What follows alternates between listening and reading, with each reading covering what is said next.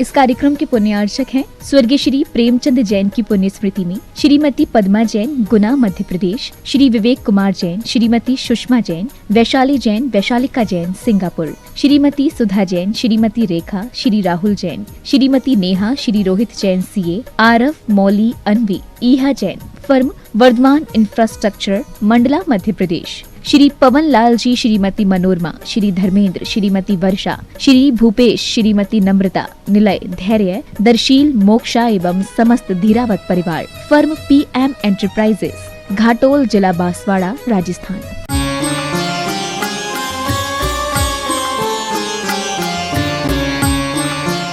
सोस्त्यात्मा सोपयोगोऽयं कर्माद्धेतु फलावह योग्राह्यो ग्राह्येनाद्यन्त्यः स्थित्युत्पत्तिव्ययात्मका प्रमेयत्वादिभिर्धर्मैः रचिदात्मा चिदात्मका ज्ञानदर्शनतस्तस्मात् चेतना चेतनात्मका ज्ञानाद् भिन्नो न चाभिन्नो भिन्ना भिन्ना कथंचन ज्ञानं पूर्वापरिभूतं सोऽयमात्मेति कीर्तिताः सुदेहप्रमितश्चायं ज्ञानमात्रोऽपि नैविषः ततः सर्वगतश्चायं विश्वव्यापी न सर्वथा। नाना धर्मस्नेही भवात्माओं, कल 5वें नंबर के कि प्रदेश की अपेक्षा से आत्मा का स्वरूप आकार कैसा होता है और ज्ञान गुण की अपेक्षा से कैसा होता है, ये सब इसमें बता दिया।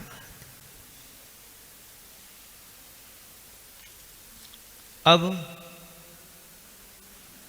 पूर्वोक्त गुण धर्म के द्वारा निर्देश माना यह आत्मा, इसका स्वरूप क्या, यह एक रूप है कि अनेक रूप है, ऐसी जिज्ञासा का समाधान करते हुए यह श्लोक आपके सामने आ रहा है। नाना ज्ञान स्वभावत्वा, नाना ज्ञान स्वभावत्वा, नाना ज्ञान स्वभावत्वा। इसको भी संयुक्त अक्षर पढ़ सकते हैं, ज्ञान स्वभावत्वा। इसने नाना ज्ञान स्वभावत्वा देखो नेकोपि नैव सह, देखो नेकोपि नैव सह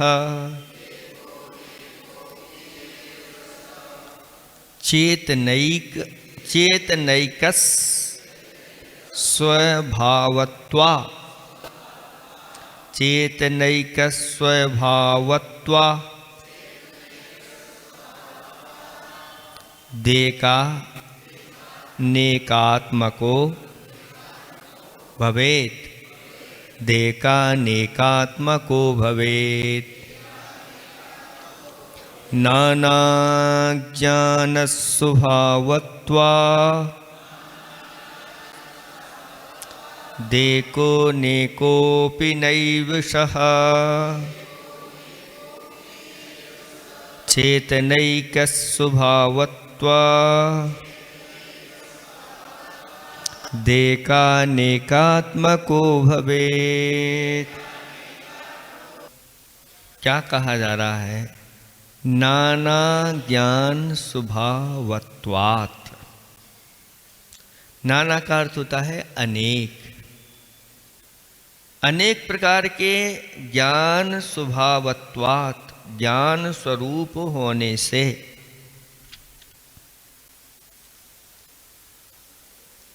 एकः अनेकः अपि नैव सा, वह अनेक होते हुए भी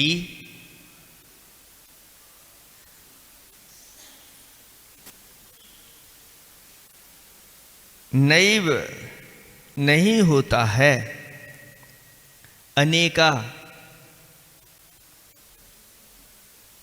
एकः, दोनों नाना ज्ञान स्वभाववान होने से, एकः अनेकः अपि नैव सा, नाना स्वभाव होने से तो अनेक होता है।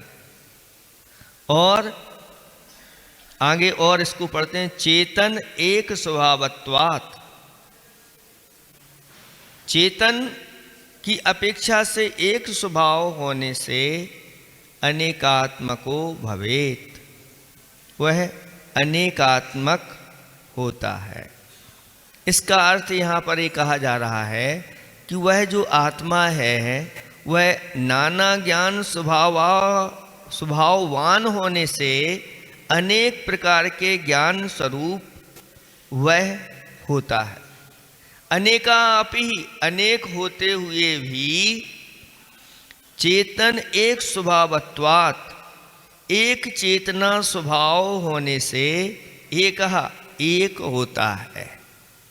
यानी सर्वथा नहीं, ये ऐसा नैव यानी सर्वथा यहाँ पर नहीं, सर्वथा आत्मा अनेक स्वभाव वाला है ऐसा नहीं कह सकते, और सर्वथा एक स्वभाव वाला है ऐसा नहीं कह सकते। तो फिर कैसा है? एकानेकात्मकः, वह कैसा है? एक और अनेकांतात्मक है, अनेकात्मक है ऐसा। एकात्मक और अनेकात्मक दोनों प्रकार का वह आत्मा होता है। अब देखें सबसे पहले यहाँ पर कि एक स्वभाव कैसे है आत्मा का।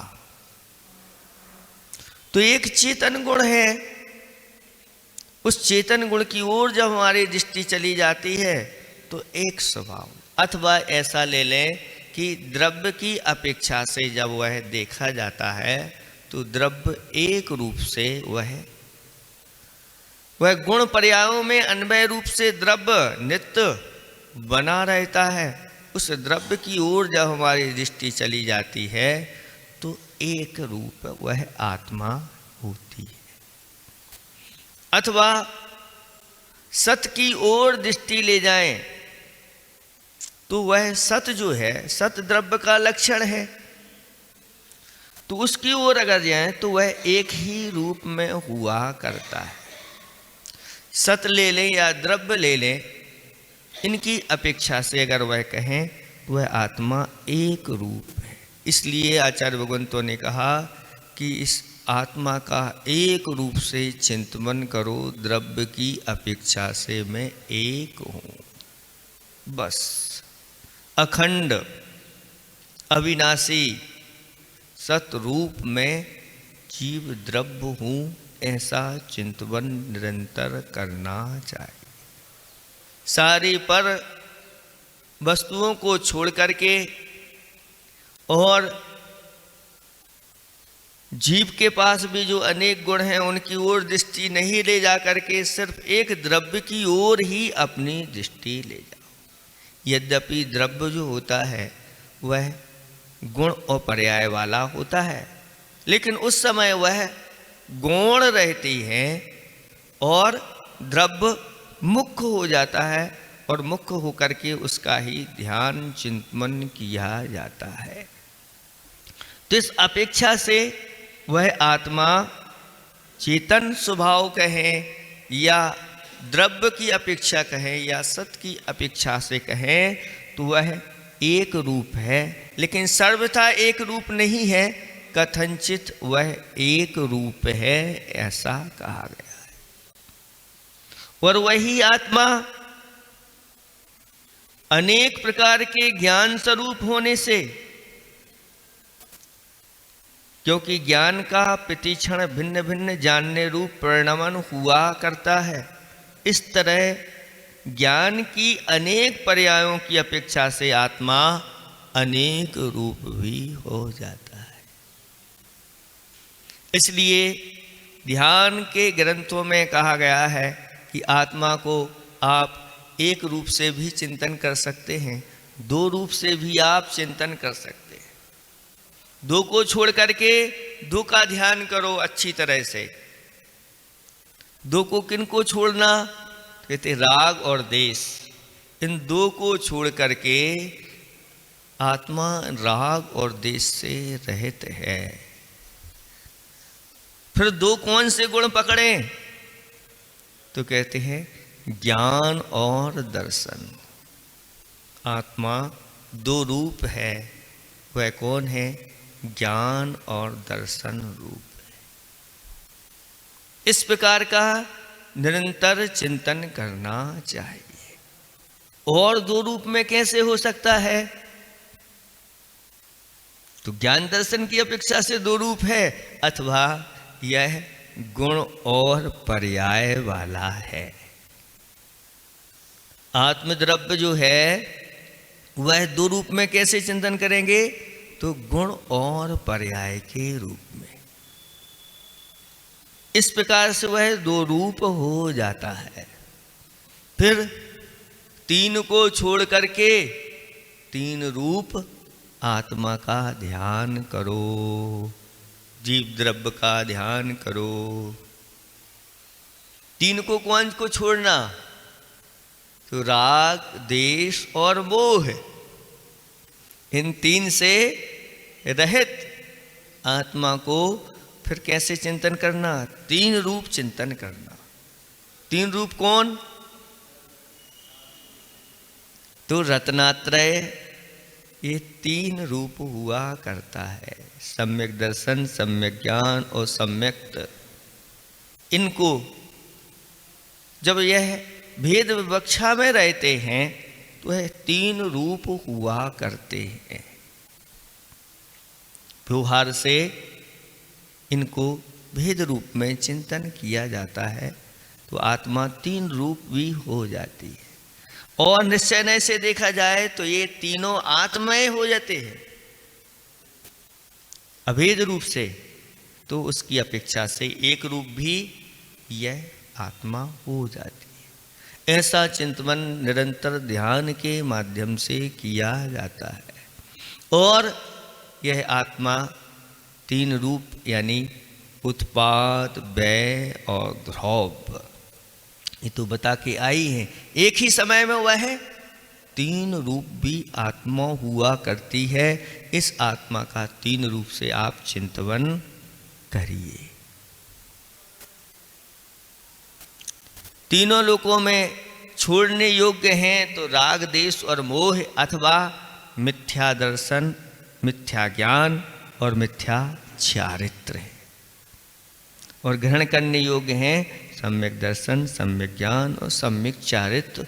और द्रव्य में उत्पाद, व्यय, ध्रुव से युक्त आत्मा को ग्रहण करना चाहिए। तो चार रूप में भी आत्मा का आप चिंतन कर सकते हैं।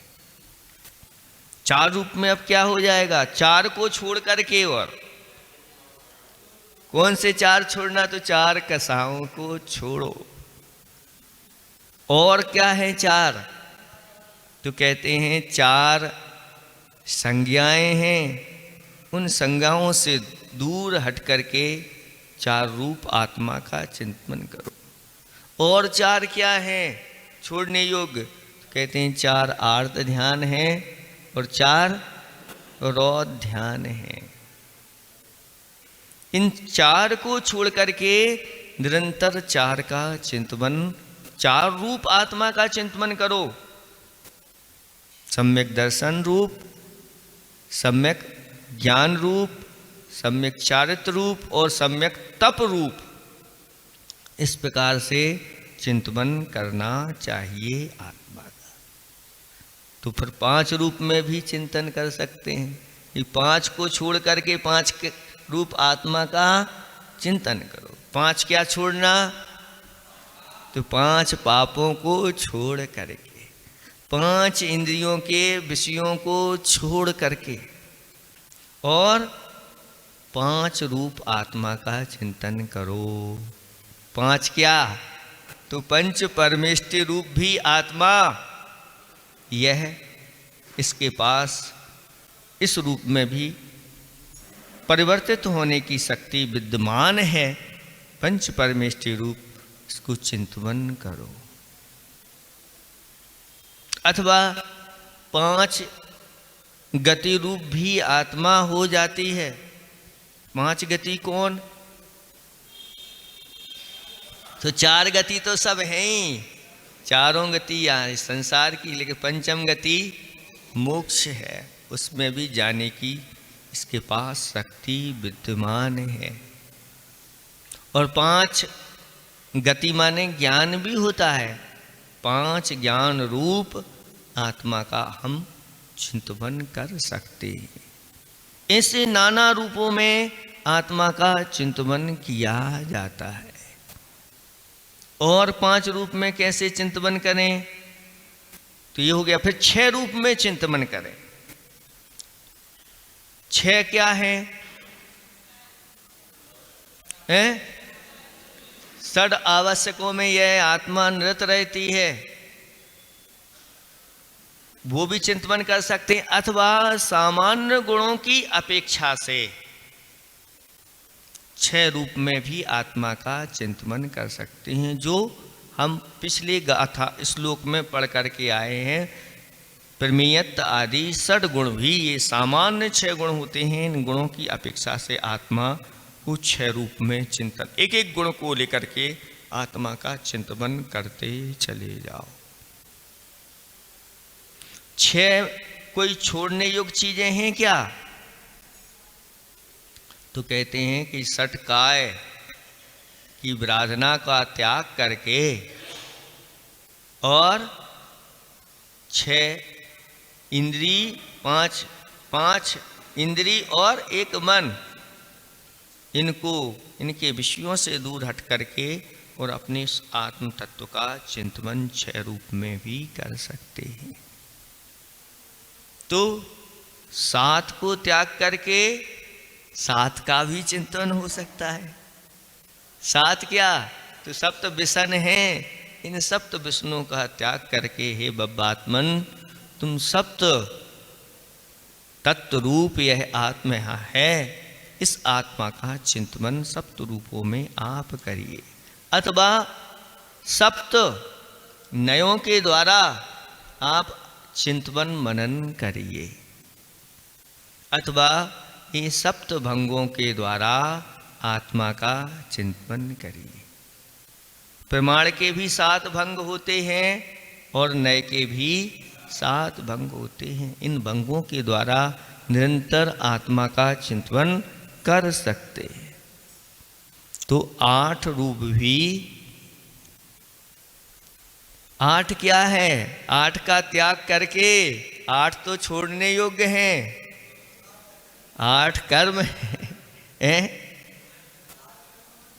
8 कर्म तो ये छोड़ने योग्य हैं, ये हमारे आत्मा के स्वभाव नहीं है। और 8 रूप में आपको चिंतन करना है। अब 8 क्या ले लें? तो सिद्धों के 8 गुण हुआ करते हैं। तो ऐसे 8 गुण रूप आत्मा का आप चिंतन करें। 2 रूप में भी आत्मा का चिंतन कर सकते हैं।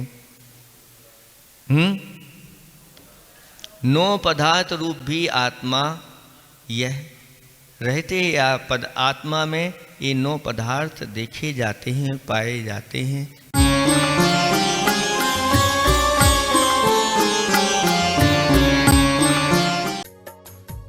इस कार्यक्रम के पुण्यार्चक थे स्वर्गीय श्री प्रेमचंद जैन की पुण्य स्मृति में श्रीमती पद्मा जैन, गुना, मध्य प्रदेश, श्री विवेक कुमार जैन, श्रीमती सुषमा जैन, वैशाली जैन, वैशालिका जैन, सिंगापुर, श्रीमती सुधा जैन, श्रीमती रेखा, श्री राहुल जैन, श्रीमती नेहा, श्री रोहित जैन सीए, आरव, मौली, अनवी, ईहा जैन, फर्म वर्धमान इंफ्रास्ट्रक्चर, मंडला, मध्य प्रदेश, श्री पवन लाल जी, श्रीमती मनोरमा, श्री धर्मेंद्र, श्रीमती वर्षा, श्री भूपेश, श्रीमती नम्रता, निलय, धैर्य, दर्शील, मोक्षा एवं समस्त धीरावत परिवार, फर्म PM एंटरप्राइजेस, घाटोल, जिला बांसवाड़ा, राजस्थान।